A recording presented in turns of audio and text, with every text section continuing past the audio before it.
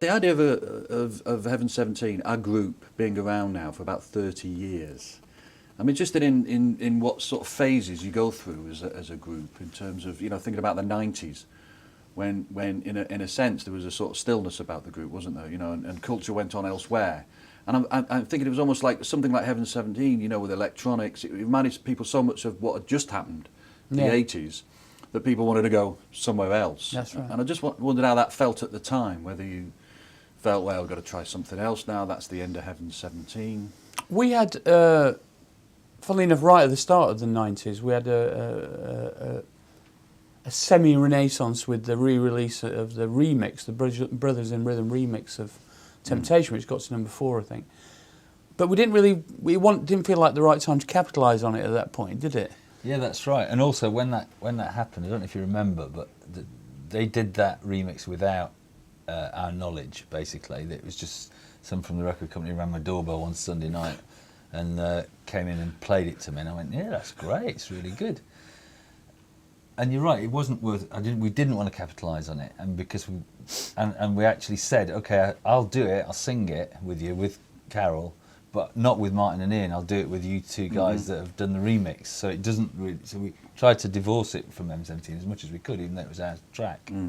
And it was nice for it to be a hit again. I'm not saying it wasn't. And I did like the track, but yeah, we didn't do anything else deliberately around it. Oh, there's a re-release of the greatest hits and all that stuff, but nothing creatively. Yes. But the other thing is that, and this went under the radar to the extent that hardly anybody in this country knew about it. We did do an album in '95 called Bigger Than America, which is our attempt to kind of re-engage early analog synths and create an album based on that. And it's just got lost in the big Warner Brothers machine, didn't it? Yeah, it's a nice album, though. I still like that album. But again, it's a classic example with Popper, but it's all about timing. Yes. It's not necessarily about the quality of what you do. Yeah. But I do think you're right. We did take a break, didn't we? We deliberately did take the kind of 90s off.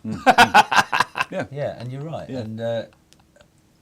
And there was no desire to do anything either, really. I mean, I don't mean do anything. We were doing other things, but we weren't doing Heaven 17.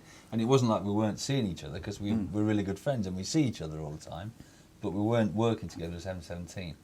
And then that just got reignited. But an interesting, the kind of blue touch paper, if you like, that started it all was, I was working with Vince Clarke for the first time, funnily enough, even though he'd been influenced by a lot of the early Human League stuff. And I did in the mid '90s, I did an album called I Say, I Say, I Say, produced it for Erasure, and we ended up doing coming out of retirement, or for the first time performing live properly with Erasure on a big kind of arena tour around Britain. And whilst we thought that might be a kind of one-off thing, that was the kind of blue touch paper that ignited our kind of, essentially, a new thread of our career. I think it's interesting that a group like you, with your background when it began, it was very much about inventing a future, imagining a future, the sounds, the ideas, the songs, and how that is when there comes a moment, as there often does in pop culture, where the flow of pop, the narrative of pop fashion has left you behind, if you like. It's gone somewhere else. How that particularly feels for a group that's set up on the idea, about, in a way, about being the future, being the 21st century, and then suddenly you feel, oh, we've fallen off. We're now going to have to become, like a revival band, if you like. We're going to have to be a nostalgia band. What is there a moment when you think, oh, this is such a upside down of how we began that it's very difficult to take? I think there was a dignity thing about standing back. I mean, it was kind of forced, as you said, but it was kind of like, oh, please don't look too desperate. We kept saying to ourselves, because we never thought when we did this, we always thought, maybe we'd like people to be listening to the albums, say, 10 years in the future. But that's as far as we could conceive at the time. And we're very aware, as you are, of the cyclical nature of popular music and how things come around. And for a lot of factors, it just seemed like currently now it's appropriate to revive the kind of credible, we'd like to think a kind of respect for that period of time. Not just us, but a lot of bands from that period, in the post-punk period, were doing stuff that was genuinely innovative and creative, even though it was in the pop frame. How do you feel when you say things like 30th anniversary tour? It's weird.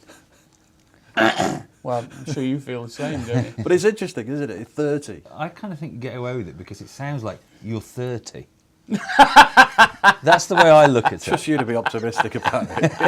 It is. It's like, yeah, you're 30. Wow, that's amazing. It's like, It's just in your early 30s. yeah, exactly. It's interesting. You talk about dignity. I mean, did you feel the lure of the here and now, the peer tours, if you like? We did We've one done of plenty of those. them. And who did you do them with? Culture Club and ABC was the tour Yeah. that we did where we. Yeah. And it was good fun. George, I really enjoyed touring with George. He's He's great. a very interesting character. It's almost like a separate world. It's very family oriented, Yes.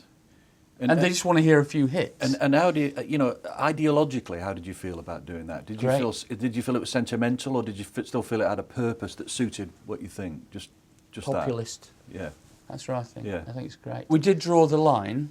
We did actually dip our toes in the water of the Butlins kind of 80s weekender circuit. Right. And we had an epiphanal moment backstage in where was it? It was a Minehead, wasn't it? Line in the sand. Martin Drew. I said, "That's it." Literally. There is a line Yes. in the sand. I said, "We shall go no further." When I saw signed photos of the Barron Knights and on the wall, and I thought, and we went on stage and we performed Fascist Groove Thing to a barn full of screaming kids messing about, and I thought, this, I don't care how much money they pay us, not interested. And to make matters even worse for that gig, I'd forgotten to take my suit. So I'd got on my jeans and Martin had lent me a red shirt and I'd just got a pair of stupid, trainers on. And it was just all wrong. And also I'd got a dog poo bag, for picking dog poop in the back of my pocket. And it just made my bum sweat like mad after an hour on stage. So it's just I was really uncomfortable. It was the wrongest thing. wrong. Everything was wrong about it. And it was like, we have now reached the nadir of what we could possibly, of a potential future direction. Yes. Can't go in that direction anymore. That's really was this kind of conversion. We thought, we've got to give it a shot at doing it credibly. Right. It's going to cost us money and time. Right. And when you say credibly, what do you mean then? Once you've drawn that line in the sand, how do you start to repair, if you like, or Well, what we did resume? was we stepped back and we had a chat and we realised that the 30 years was coming up. We should stop doing these now, and we should rebuild Heaven 17 from the ground up using the original, materials. There's a residual respect for the sort of stuff that we did then, which I think is quite, which has come to the fore now because people are re-examining that period in a more serious way. I mean, sonically as well as... Sonically, yeah. It's sort of fine line between it becoming nostalgia and it actually being about reflecting your own history in a way that's constantly growing, if you know what I mean. It's like the nostalgic thing is very tempting, and a lot of people like it because it reminds them of when they were young. It was interesting just the fact you got later. It makes you think, oh, that's interesting, because I don't think that would have happened a few years ago. With no record company support either. It would definitely not have happened. No, there's definitely... I was saying the next pinnacle that we need to climb is to get Heaven 17 either on SpongeBob, Simpsons or South Park. Yeah. And South Park preferably. then we'll be there. We'll have been accepted back into the fold. Is it an age of anxiety thing as well? Those early 80s years, there was an anxiety in the air, and there was the obvious ideological musicians like a Bragg or whatever, and the Specials, but also in a way that was folded into something like Heaven 17, wasn't it? There was an implicit social critical element to it. And in a way that's required now, and maybe it's noted. Who's doing it? Who's doing it? Yes. And like when the LaRue thing, do you think that mention and that respect that comes from that world has also been important? And the fact that you're all singing, these little bricks have kind of just they've been building, and as you said, surprised that we got on Jules. We were surprised that we got on later with Jules as well. But it's just all those little things like the LaRue, the Heaven 17 documentary, the live. Interview. All these things, they all fit into place, and people suddenly start believing that you are the real deal. And to be honest, I went through a period of really not enjoying singing live at all. Even when we'd started doing it, even after the Vince Erasure thing, where I had really had to force myself to do those shows, the more kind of here and now ones, and I would kind of really. And I remember having a conversation with you, and you saying, "Well," because I said I didn't want to do anything. He said, "Well, you you know, we have to do this, otherwise, what else are you going to do? Well, I don't know, but I don't know if I want to do this anymore. I don't really know if I want to do this. And I don't know if that was fear or confidence. I think it probably was. I think, and I slowly, it's come round, and I feel now confident and happy. Yeah. And what is it? What is it I'm trying to say? It feels real again. I don't feel like I'm pretending to be in a band, or being in a band that once was something and is now something else. Yes. I feel it's completely real for me. Yes. And I'm happy with that. Yeah. So I feel okay, and I'm confident, and I can do it again. I think it's the strange way that we've all had to get used to the fact, all of us have had to get used to the fact that pop isn't just about the young. You know, as much as it, in many ways, it should have been, could have been, was. Yeah. It's as we've all got older, we've all had to adjust and adapt to a new position. And we love pop, but we don't necessarily love it because we want to be young again. We love it because it makes sense where we are in our lives, because the songs tell us where we are. It's about experience. Yeah, exactly. And I suppose, you know, the blues singers and your Dylans and your Neil Youngs, it made sense them getting older. And then there was a world where, well, can the pop musicians, can they get older? Yeah. And I suppose that's been an adjustment that may have I think it took me most of the 90s to work that out as well. Absolutely critical. We're now in probably 10 or 15 years into the world of iPods, which decontextualises the age of the music you're listening to, even sometimes the artist, even the title of the song.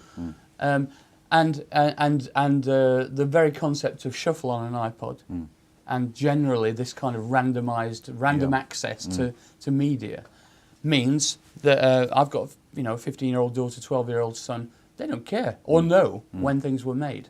It's about how good it is, and I think that's a really positive, unexpected outcome from this world. I guess to break down the residual notion of authenticity in music that people were very suspicious about with the synthesizers, that's all gone. Oh, that's gone now. You know, it doesn't matter. What is an electronic act anymore? I mean, every act that you see on X Factor is using electronics to create just the most banal stuff imaginable. What do you feel is the nostalgic impulse? You know, pop music seems to be now, as much as it ever was, you know, a very nostalgic thing. You know, the whole Cowell Empire, in a way, is a kind of big cloud of nostalgia for you know, for pop music itself. The thing I resent about all that more than anything is that it's a denial that there's anything new to be done.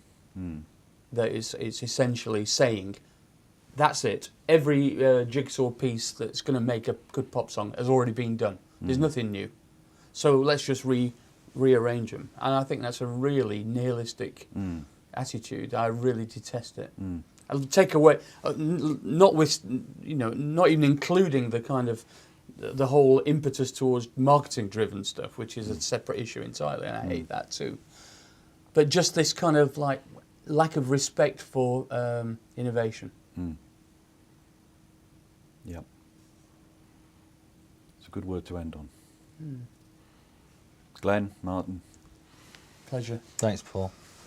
Thank God Very nice to talk Thank to God you you're still not in again. Minehead. We could be the new Baron Knights. Come and see us. Bring the family.